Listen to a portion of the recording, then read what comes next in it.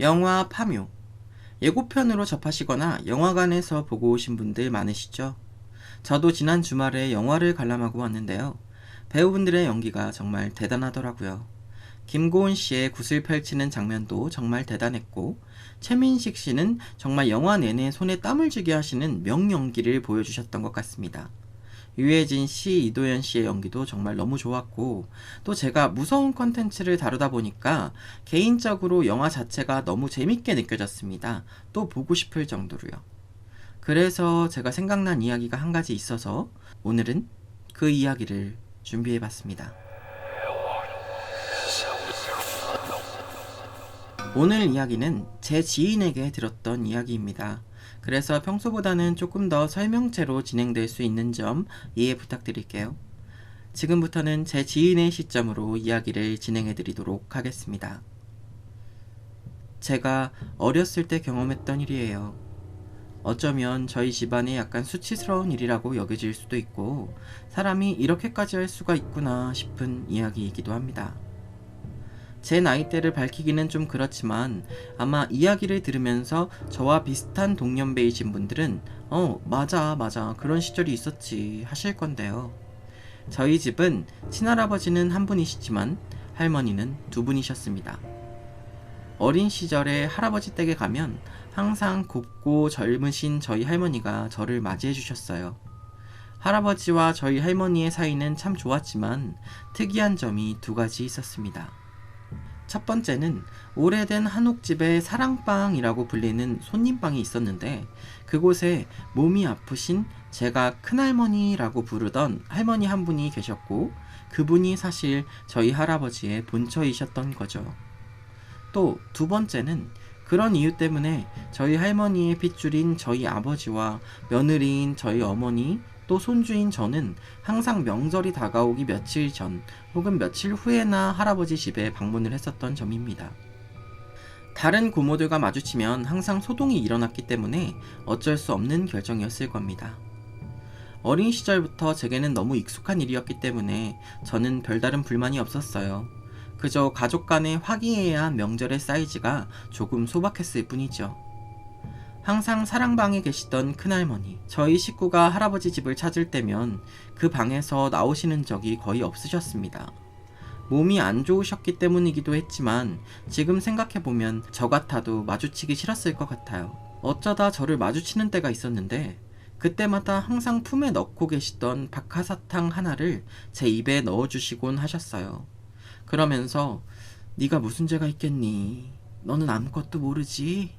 하시면서 그 당시 어린 제가 알아듣기 힘들 하소연들을 제게 하곤 하셨죠. 제가 초등학교 저학년에서 막 고등학교로 넘어가던 시기에 큰할머니의 병세도 나날이 지독해지기 시작했습니다. 병원에 가도 딱히 안 좋은 곳이 없다고 하셨는데도 할머니의 몸은 계속해서 약해지시고 계셨죠. 몸이 약해지다 보니까 나이가 지긋한 큰할머니는 점점 정신적으로도 무너지시기 시작했습니다.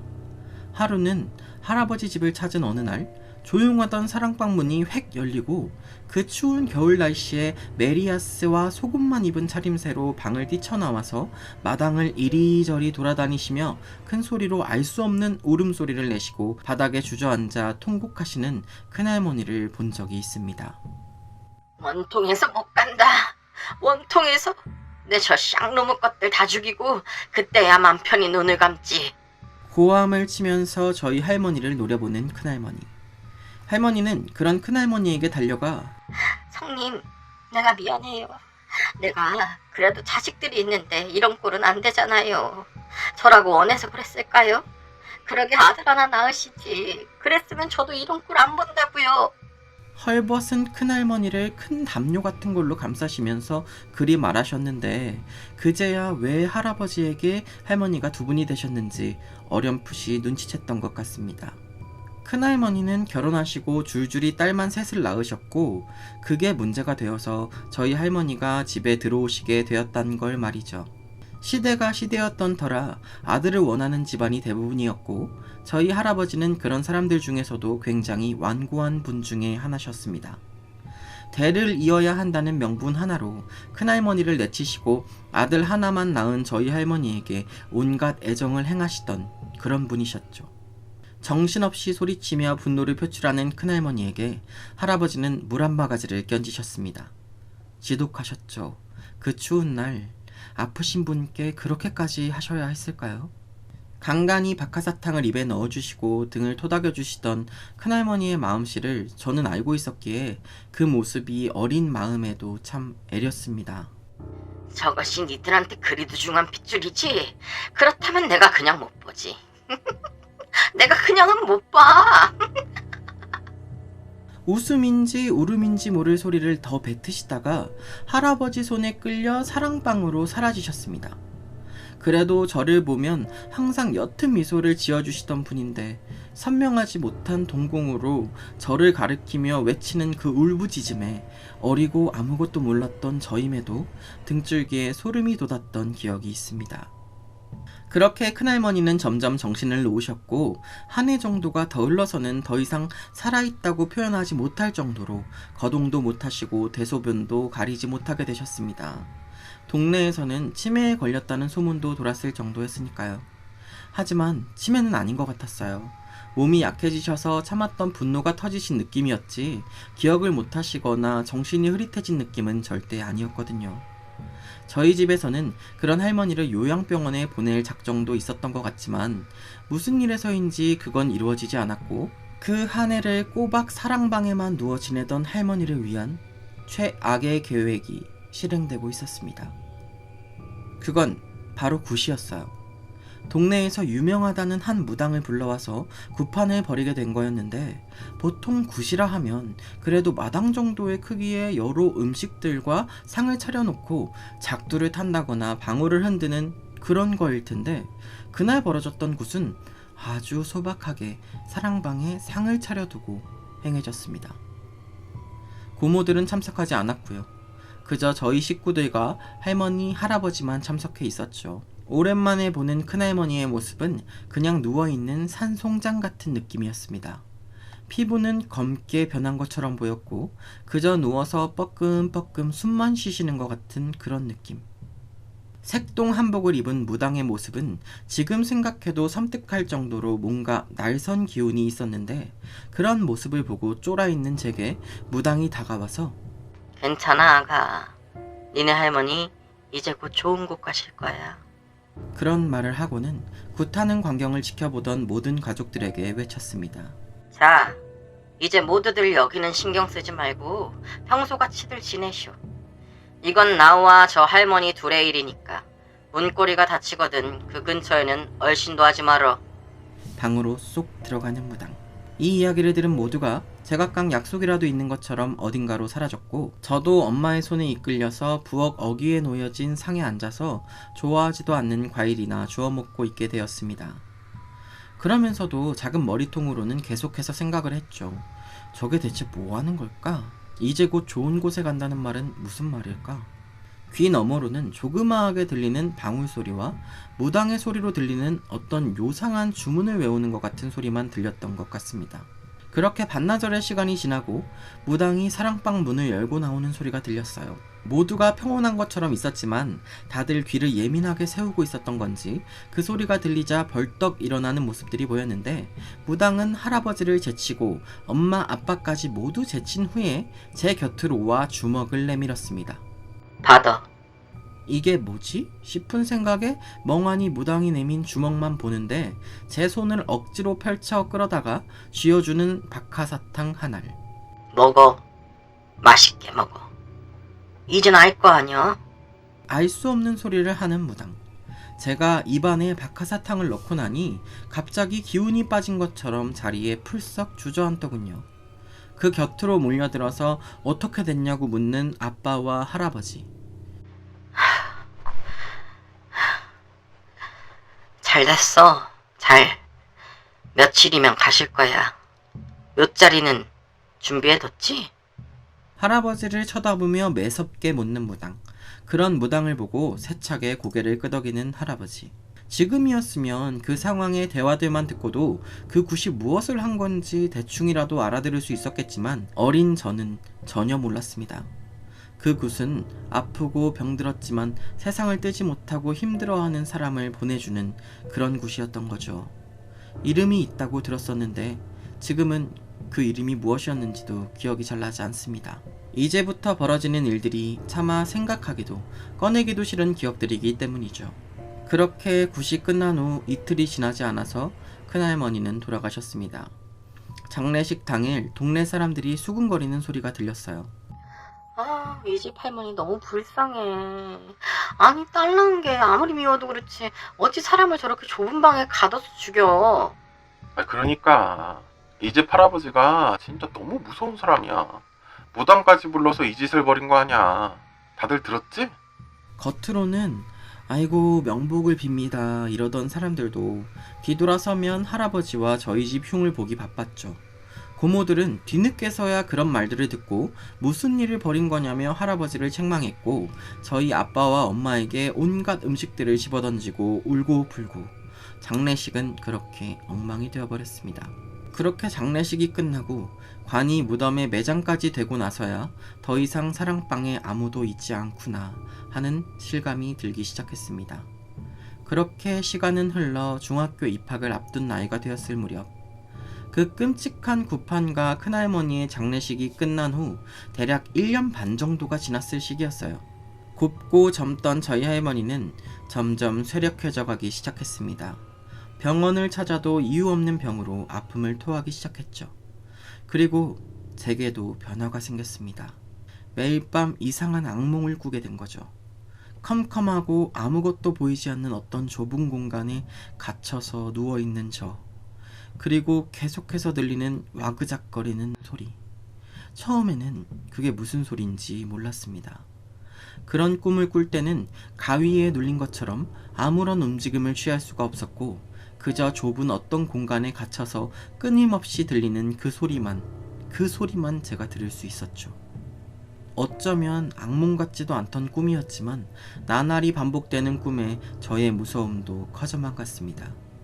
그 꿈을 연달아 일주일 정도를 꾼 후에야 그 소리가 사탕 씹어먹는 소리라는 걸 알게 되었죠. 그리고 하나 더 깨달은 게 있었어요.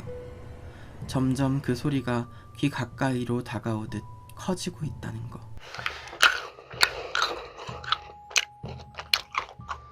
매일 밤을 지새우듯이 보내다 보니까 점점 피곤함이 커져갔고 깨어나자마자 코피를 쏟았던 일도 생겼습니다.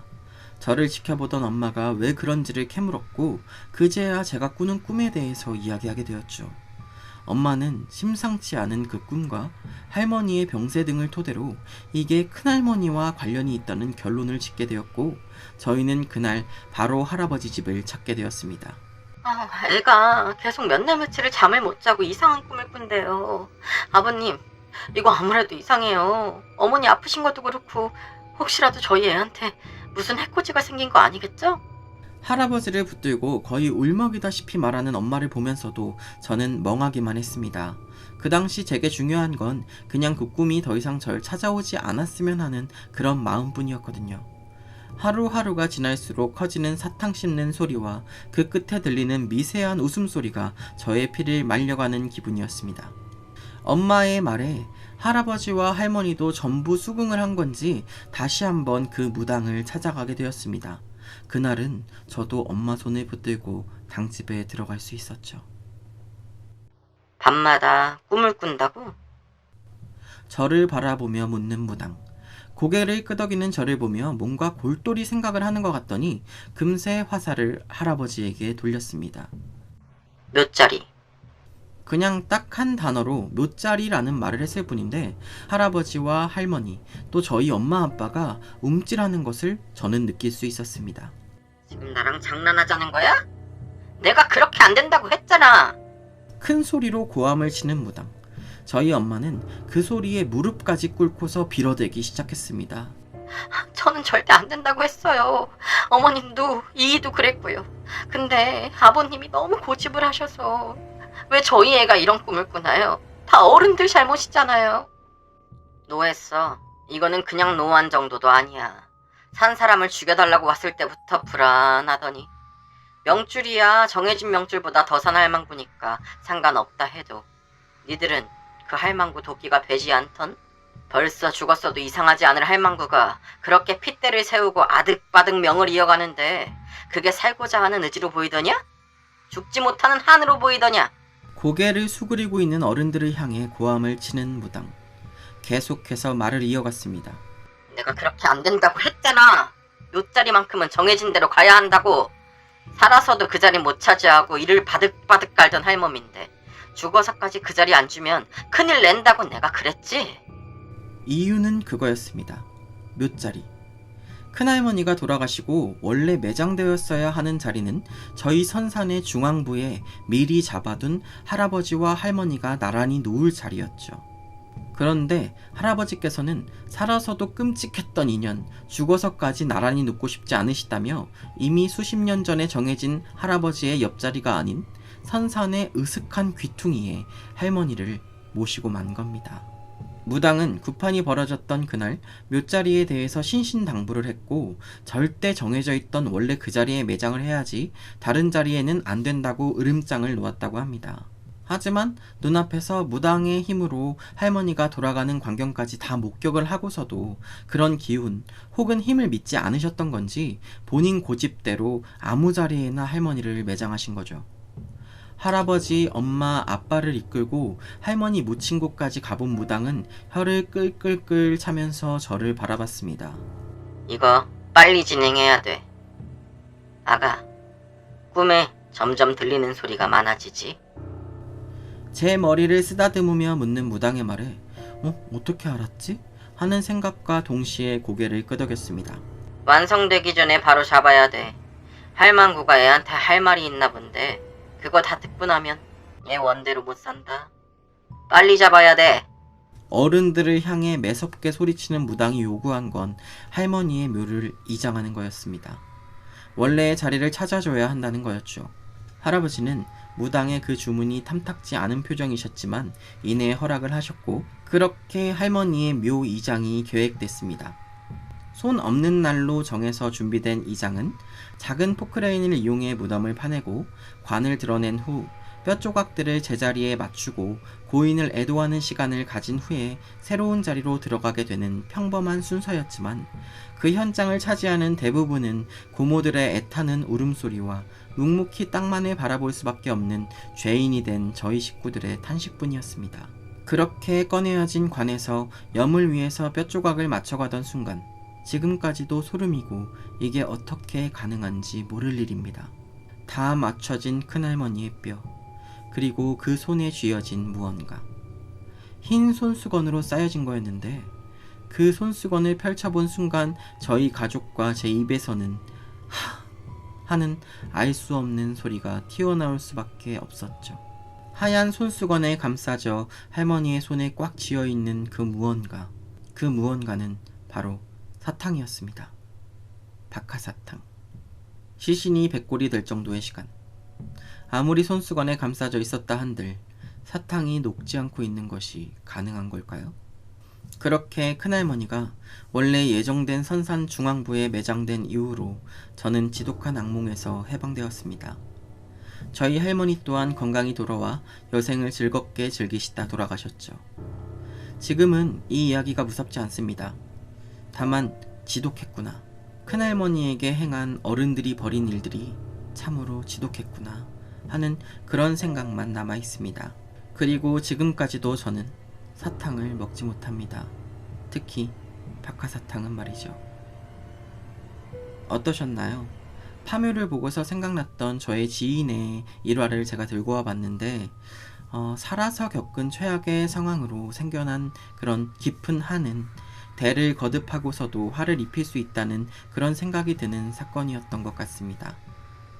살아있는 저희는 누군가에게 원한을 사거나 억울함을 안겨주는 일이 없어야 하지 않을까요? 그것이 니들한테 그리도 중한 핏줄이지. 그렇다면 내가 그냥